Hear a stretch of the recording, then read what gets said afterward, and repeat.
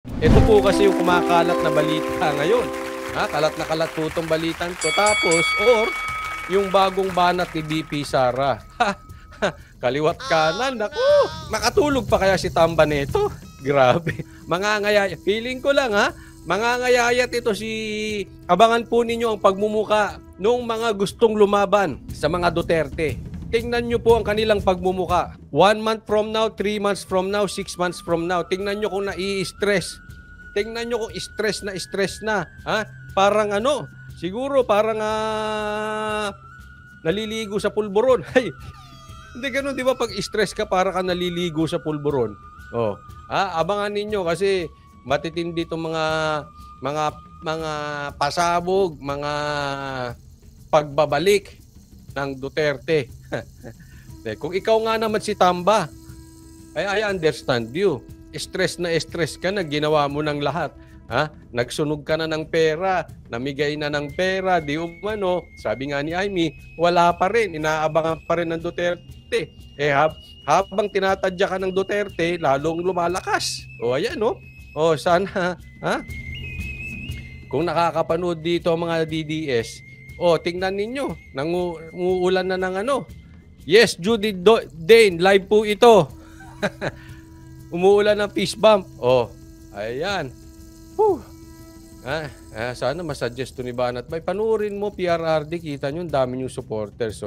Sana totoo na babalik na ang mga gikan sa masa. Ay, sana nga. Pero mukhang yun na yun. Mukhang babalik na nga. Sabi ni Lisa Tatoy, Donald Duck, magiging Pinocchio yan si Tamba sa dami ng problema. Ngayon may banat pa si Sara. Alam nyo naman si Sara, pag bumanat, isang word nga Di ba? Naalala nyo, binanatan niya ng tambaluslos. Hindi niya pa diniretsa si Romualdez niyan. Basta sinabi niya, tambaluslos lang.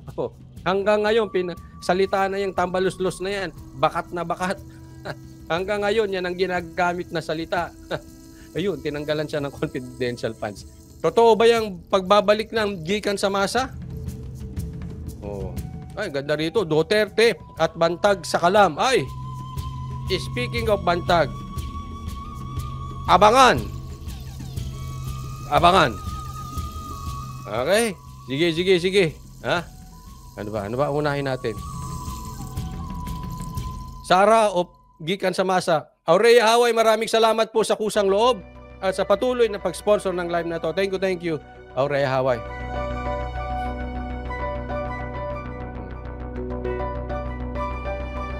Peace bomb, Coach Oli. Yun. Peace bomb. Feast.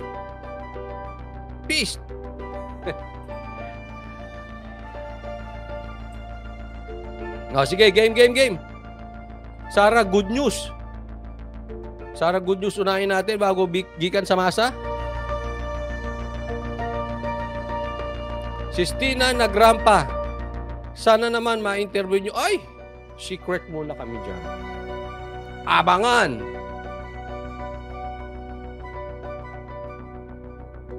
Okay, BP muna daw, Sara. BP Sara. Sige, unahin natin to si BP Sara. Nanggagalaiti ang mga tao. Gusto marinig yung banat kay Tambaluslos. Eto na. Asa na? Ay, nawala. Bukas na lang pala. Ito. Pambira, Sara, ba't nawawala ka? Ayan. Ayan, nababasa nyo ba? Kaya nyo bang basahin ang bagong... Sige. Lalakihan natin. Ayan, Ito ay pahayag ni BP Sara. Updated po yan. Bagong-bago. Maraming salamat, Sorina Maruju from Saudi. Thank you po sa kusang loob at sa pag-sponsor ng live na to. Bagong-bago po. Sorina, salamat. Sorina. January 19, 2024. Pahayag mismo ni BP Sara. Nako, delicates. Mga kababayan, ang isinasagawang pera kapalit ng pirma para sa People's Initiative ay patuloy na nangyayari sa araw-araw sa siyudad ng Davao at sa iba pang bahagi ng bansa. Sino yan? Nograles, ikaw na naman ba yan? Tuloy-tuloy ang pagpapapirma. Nograles, gusto mong masampal ni Sara? Diyan ka pa nagpunta talaga sa Davao. Hindi naman niya pinangalanan si Nograles, ha. Pero sinabi na ni Pulong, eh. Ha? Pinangungunahan ni Nograles yung pagpapapirma diyan sa Davao. O, sino pa pinatutukuyan dito? O, di kung hindi si Nograles, si Tamba rin, naku, masasampal kayo ni Sara diyan. Ha? Delegates kayo diyan. O, pera kapalit ng pirma para sa People's Initiative. O, ha? Gusto nyo? Yung 20,000 nyo, gawin nating 2 million? Uy, good yun, ha? Oh, ha? Ha? Easy money. 20,000, palitan natin ng 2 million. Ano yun? Paano? 20,000 na pirma, kapalit 2 million. Naku, yan yung sinasabi ni Aimee. Ha? 20,000 kapalit 2 million. Nograles, ang daming pera. Ito, hinahabol mo pa ba yan? Nagtatanong lang po, Nograles, ha? Pamira, 2 million, pinatulan pa. Hindi natin alam, kasi yun yung sinasabi. O, tuloy natin. Loko-loko kayo. Sa Davao pa kayo nagpapirma. Alam nyo naman, ang lilinis ng mga Duterte, mahuhuli kayo dyan. May katangahan din yung nagpapapirma dyan sa Davao. Ha? Bobo rin, eh. Sally Menda, maraming salamat sa stars. Erna Escalera, maraming salamat po. O, tuloy tayo. Isa itong refleksyon ng pagkahilig ng mga politiko na bumili ng boto tuwing eleksyon. Nako, reflection to. Vote buying. Itong papapirma, kapalit ay pera, ay refleksyon ng vote buying. Ngayon, kayo na maglagay, hindi ko kayo huhusgahan. Ilagay nyo rin sa comment section. Sino nung nakaraang eleksyon ang may vote buying? Sa kampanya nila, parang alam ko to. Sa kampanya nila, sino-sino, itong mga politiko na naglalabas ng pera. Di ba may lang lumabas na video? Kayo na, lagay nyo na lang dyan sa comment section nang mabasa nitong mga animal na ito, sino ito mahilig sa vote buying.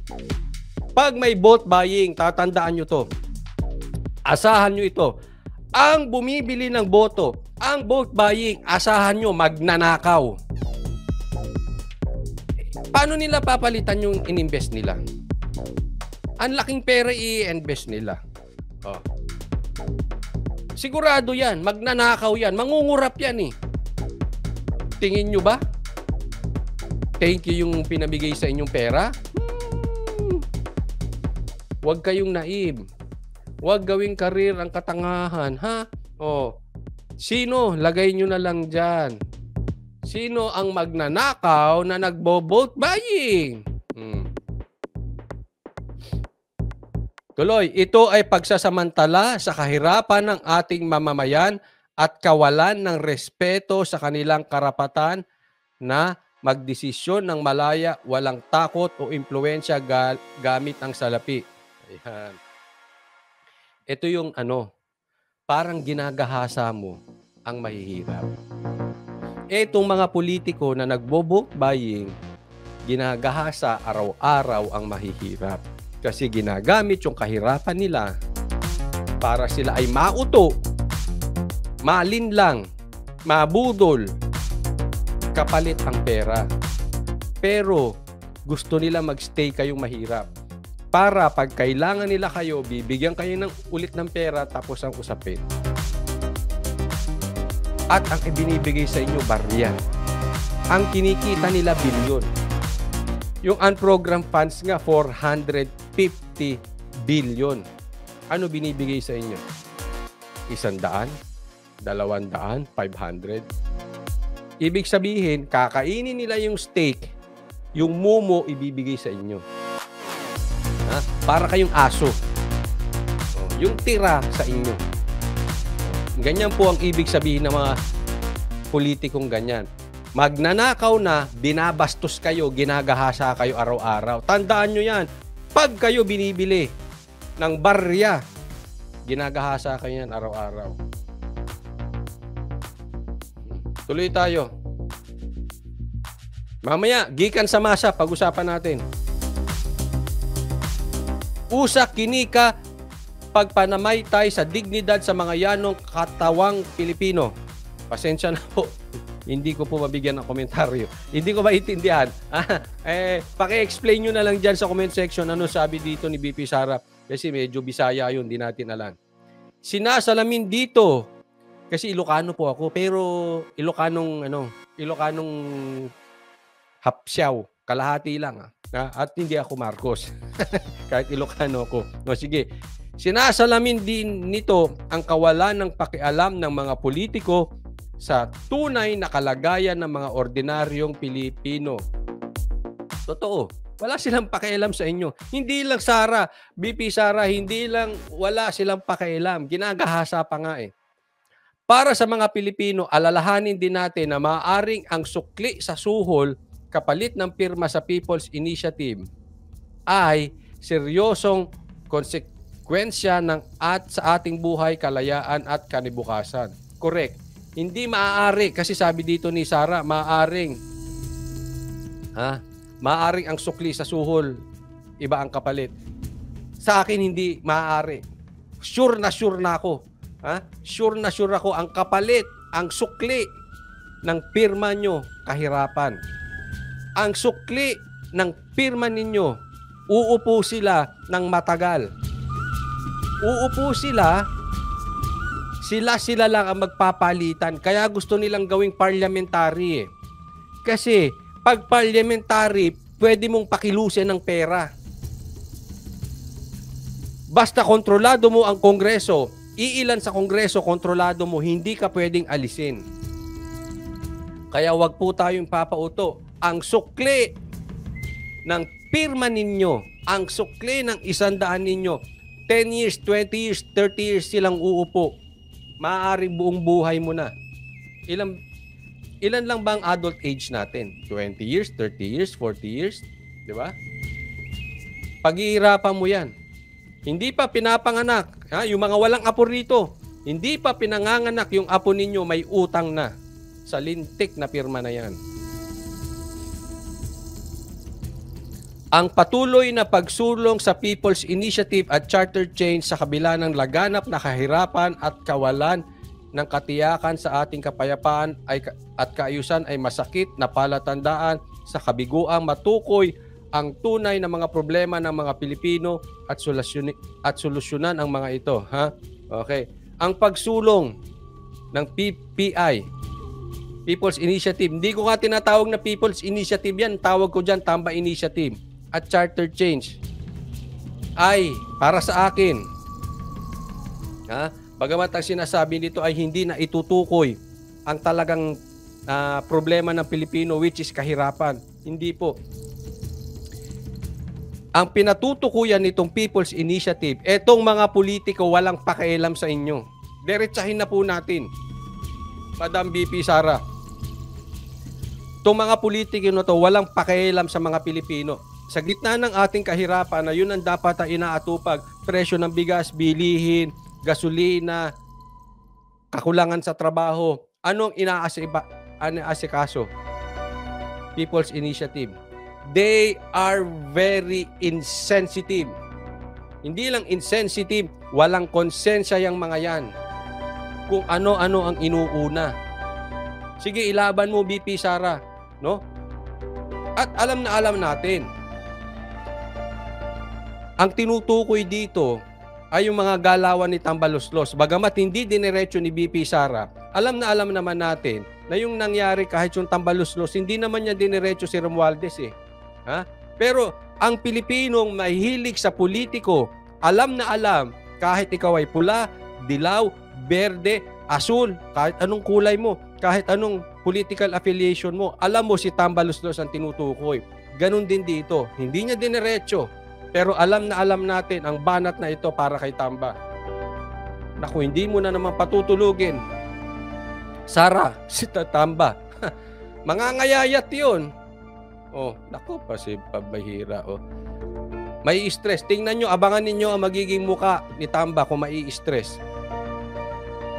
At this is very exciting. On Monday, balik na po ang session. Balik na po ang mga kongresista at mga sa 22. bilang isang Mindanaoan, ito, addressing yung mga taga Mindanao, nababahala ako sa travel advisory ng kamakailan ay inalabas ng pamahalaan ng Canada. Nakaw! Mga taga-Canada may nilabas sa pagbiyahe sa ilang bahagi ng Pilipinas. Dahilan umano ng mga insidente ng krimen, terorismo at armadong sagupaan at kidnapping. Ito, yung Canada, naglabas sila. Travel advisory. Mag-iingat. Especially sa Mindanao. Bakit? Violence. As simple as that. Paiksiin natin. Violence. Okay? Ito, yun ang sinabi ni Sarah. Galing kay Sarah. Hindi din natin masisi yung Canada. No? I mean, yung iba sa ating mga Pilipino, hindi man lahat.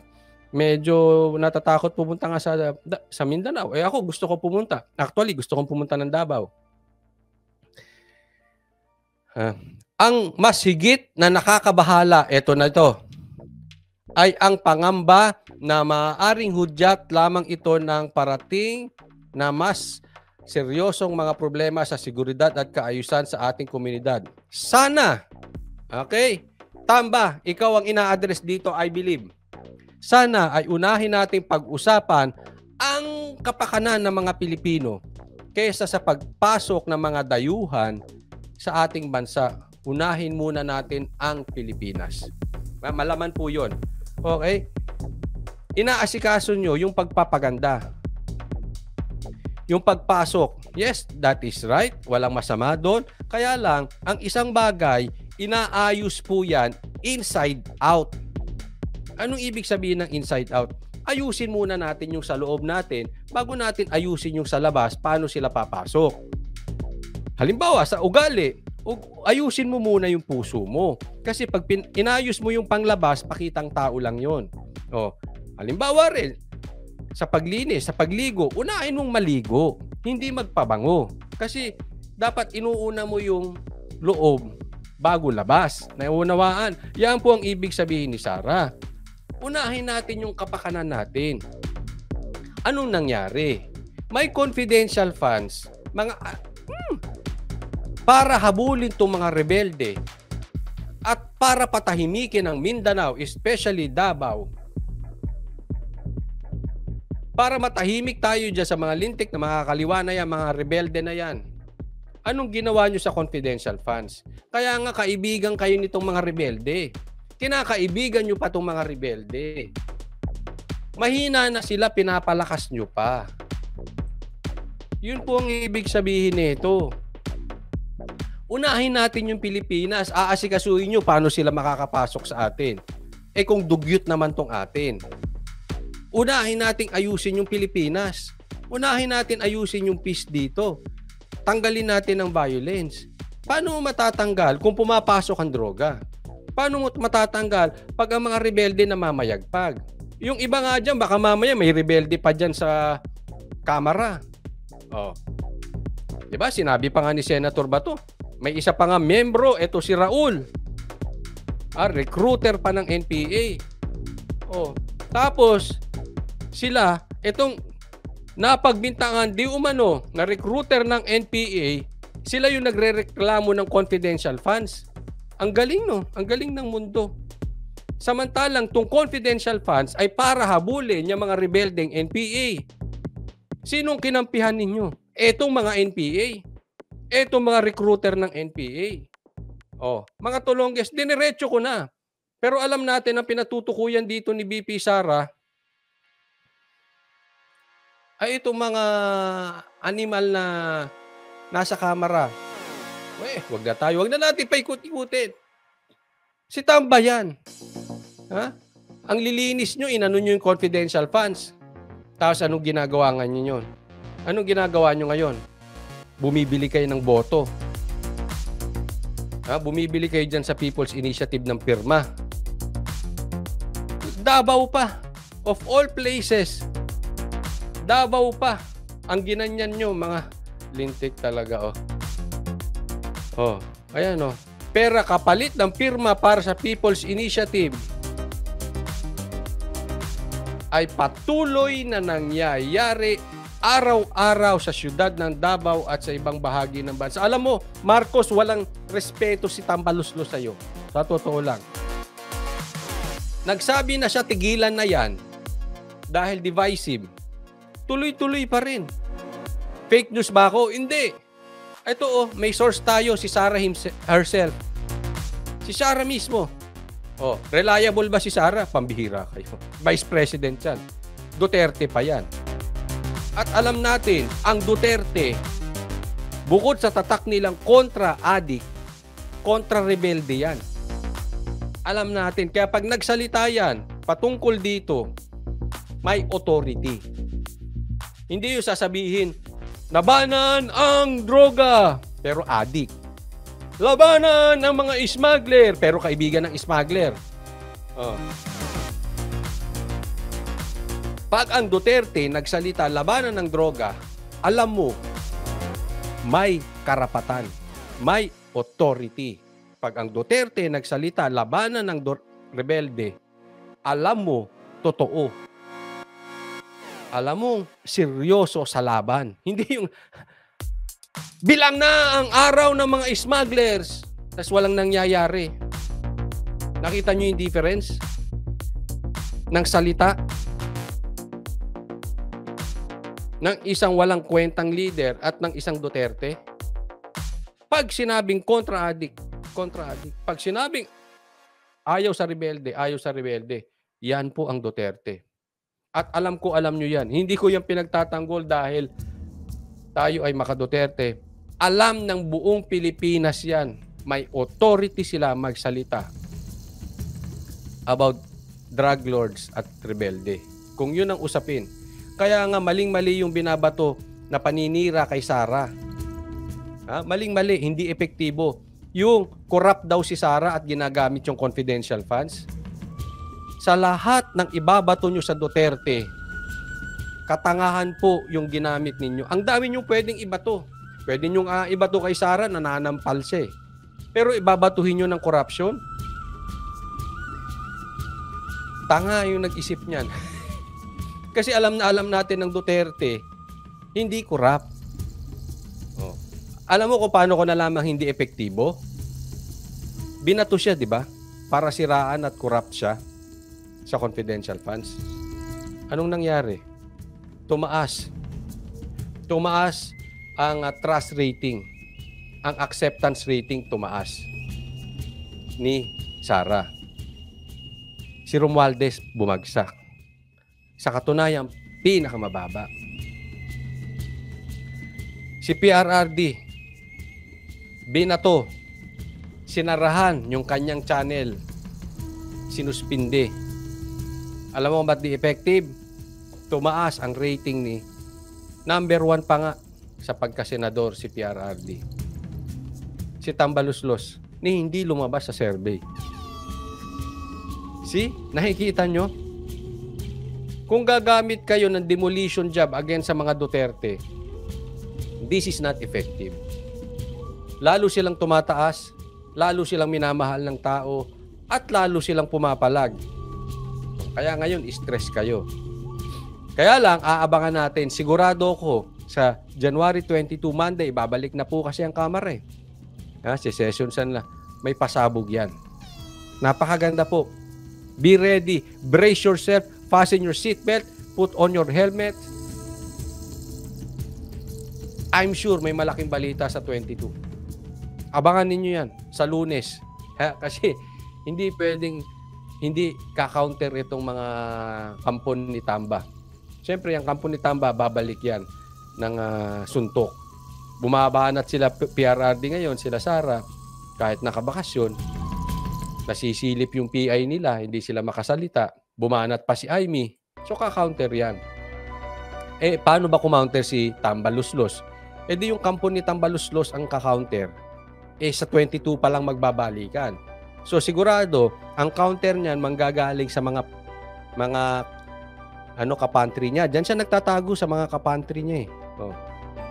Yan, yung mga kampon ni Tambaluslos. Tapos sila ang babanat. Abangan ninyo. Tingnan nyo kung magdilang anghel ako. Sila ang kakana dyan. Nako.